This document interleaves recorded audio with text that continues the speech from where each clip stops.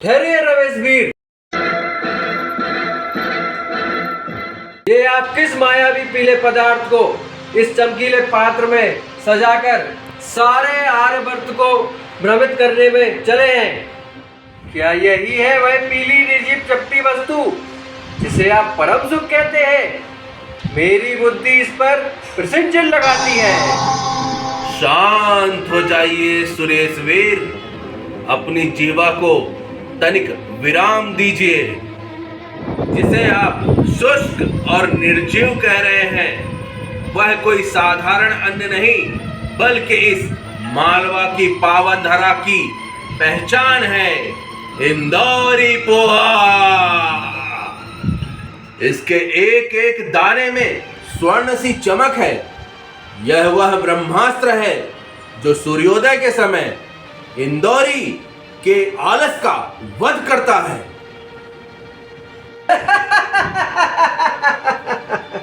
ब्रह्मास्त्र बहुत हास्यास्पद है। रमेश वीर, ध्यान से देखिए इस कुरुक्षेत्र को। ये पोहा क्या है? केवल धान को कूट कूट कर उसकी आत्मा को निचोड़ा गया है। इसके ऊपर जो पीले रंग की वर्षा की है, क्या यह कोई रासायनिक मायाजाल है?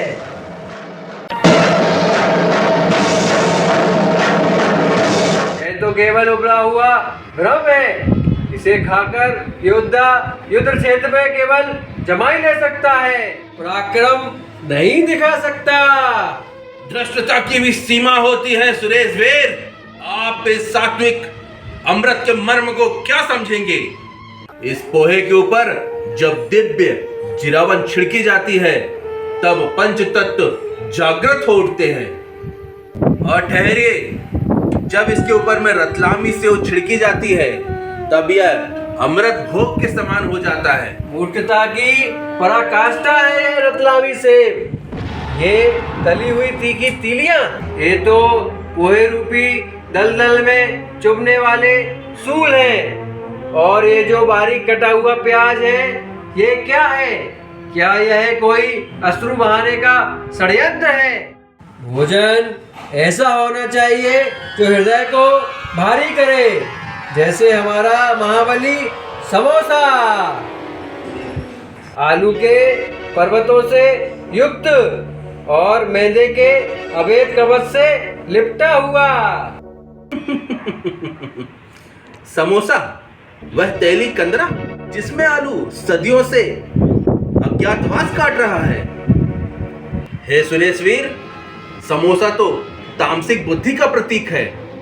हे सुरेश वीर, हमारे इस इंदौरी पोहे की महानता देखिए।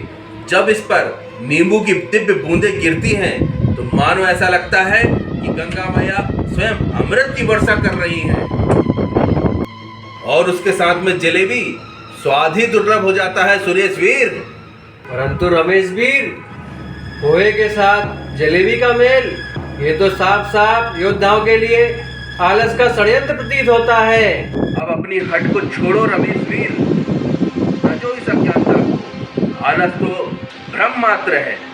कब तक तुम उस तैली समोसे के पीछे पड़े रहोगे? मित्र, उस चक्रव्यूह से बाहर आओ और एक बार इस इंदौरी पोहे का आनंद तो लेकर देखो।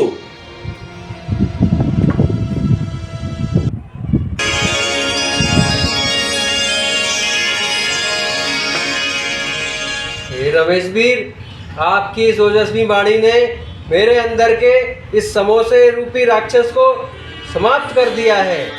इस तेली आलू के पीछे भटकने से अच्छा है कि मैं इस दिव्य पोहे के सरोवर में गोता लगा लूं।